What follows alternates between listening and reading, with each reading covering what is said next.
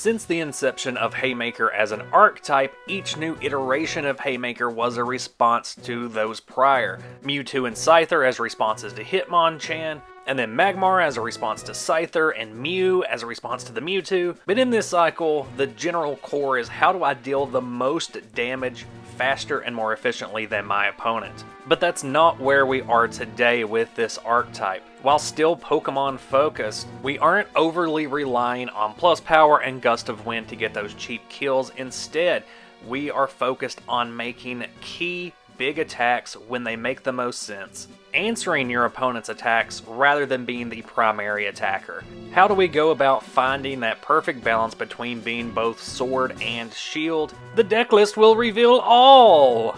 We're going to start out with the good old movie promo Mewtwo. It's good in the early game when you can chuck 2 energy cards to a computer search and then power right up with an energy absorption, but also great in the mid to late game when you can recover all of those energies lost through energy removals to set up for another solid attack. The psychic types in early Pokemon are such good mid-range cards that we're now seeing them dominate this format that has become more grindy. The only thing that can stand up to them are your normal types that resist Psychic, but in answer to that is just going back to Hitmonchan, which can hit those normal types for weakness. Mainly looking at Wigglytuff and Lickitung as challengers to this deck, but also bulky, spongy Pokemon like Chansey that you're gonna have to deal with eventually. I didn't want to go overly techy with this build and just put in a bunch of cards for like, this is your answer to this, and this is your answer to this.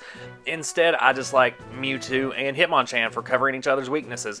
Mr. Mime is going to be your answer to those hyper aggro decks like Rain Dance, Arcanine, Wigglytuff. These cards that can only deal high damage, it forces your opponent to have to rely on cards like Lickitung that can deal that ping damage to Mr. Mime, but are going to be less effective against the rest of your deck, namely Hitmonchan. But will also be punishing those ping attackers like Lickitung, Hitmonchan, Magmar with Doduo and Dodrio. Now this line is going to resist fighting, so you have a bit of an answer to Hitmonchans across the field, but it can also be a decent Haymaker in itself for one colorless energy. In general though, just a card that resists fighting and also has free retreat is going to be useful for getting yourself out of some awkward situations. Now when you evolve up into Dodrio, you get to use Retreat Aid, meaning that all of your active Pokemon are going to be able to retreat for a lower cost. Very importantly, this is giving your Mr. Mime free retreat, meaning that you can swap back and forth between your wall and attackers more easily. Plus remember what we said about punishing those incremental attackers like Lickitung. If you just want to stack damage bit by bit on a Dodrio, go for it, because that means I get to rage against you even harder. We'll be starting off the trainer base with the draw power of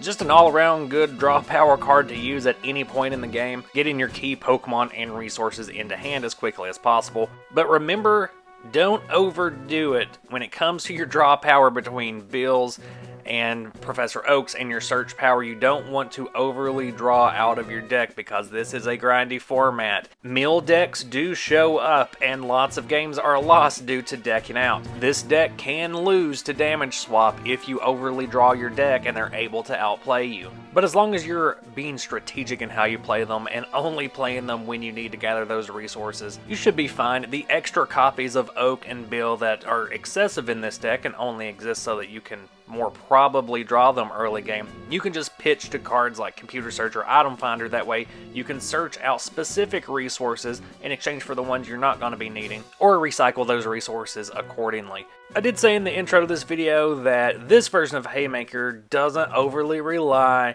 on trainer cards like the Haymaker of yesteryear. It's not like you're just slapping full play sets of Gust of Wind and plus power and energy removal in this deck. Well, we are.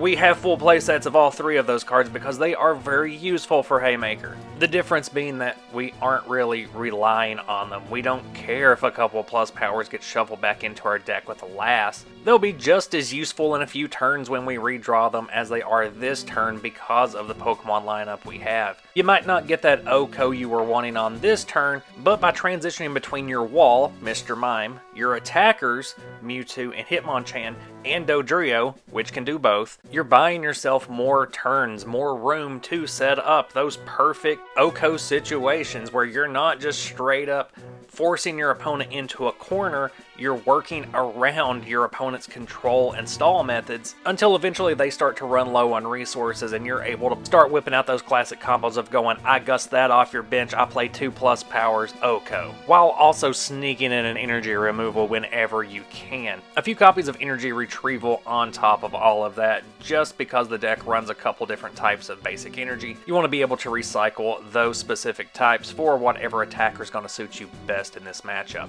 For the energy lineup itself, we're going to be using a couple of copies of double colorless just so you can slap one of those babies down, get off a rage attack from a Dodrio whenever it's got damage counters on it, and then rounding out the deck with 7 fighting energy and 8 psychic energy. The ideal start for this deck is either a Mewtwo or a Doduo. I really enjoy the Doduo start just because that initial basic flip is going to inform the entire strategy for the rest of your game. If your opponent flips over something like a Ghastly or a Lickitung, you can go ahead and keep that Doduo on the active position. Start taking that incremental damage, that way you can hit back with a Dodrio Rage. But if you flip over against something like a Growlithe or a Squirtle, you know you want to utilize that free retreat to get a Mewtwo or a Mr. Mime into the active position as quickly as possible. Start getting your heavy hitters up and running sooner rather than later. Scoping those early placements by your opponent is key. Man, when you see a Lickitung or a Kangaskhan hit their bench and you're just like, alright, it's time for a special punch. Of course, this is the base model. This is the non-teched version of this deck.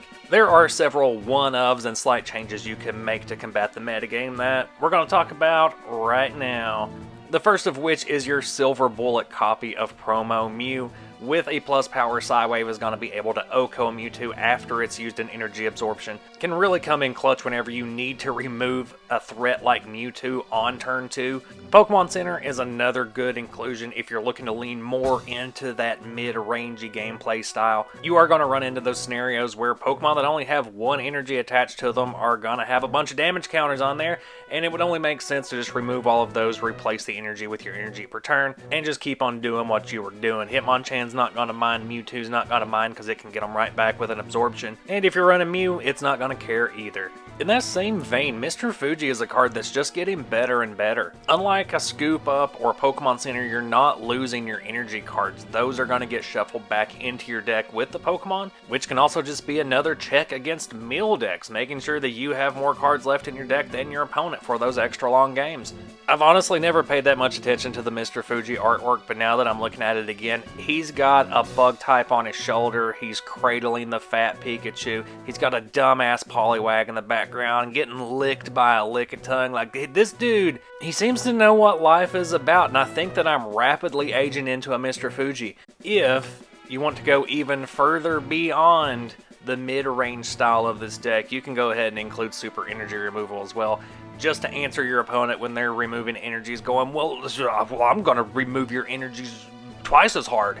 The advantage you're giving yourself being that you have multiple ways to recycle those energies, like your energy retrievals and your Mewtwo's. This is definitely a viable route, but for me personally, when you're adding all these cards in, it feels like you're just leaning more and more into the control side and away from mid-range, and at that point, I just have to ask why you're not running straight up Moltres. I've talked about Control Trace on this channel before, and I will definitely get back to it during this mini-series. Of course, you always have the option to swap out Hitmonchan in this deck for the Haymaker of your choice, whether it be Magmar, Electabuzz, Clefable, Ditto.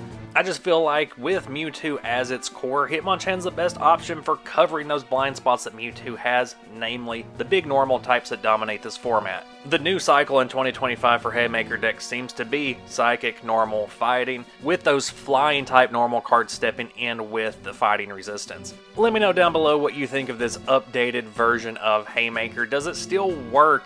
Is it still right to call it a Haymaker deck, seeming that it's fit more for long games? What Pokemon would you slot in to help out this deck? I have tried it with Ditto, and I like Ditto, but Lickitung will slap one special condition on it and then the whole thing falls apart. Psyduck and Ghastly are both viable in here as well, but then I get into that realm of, well, why am I even running Haymaker if I'm really just building Psychic control? Ironically, the deck that was the most brainless of all of the base set decks turns out to be the one that makes me think the hardest. I don't like it.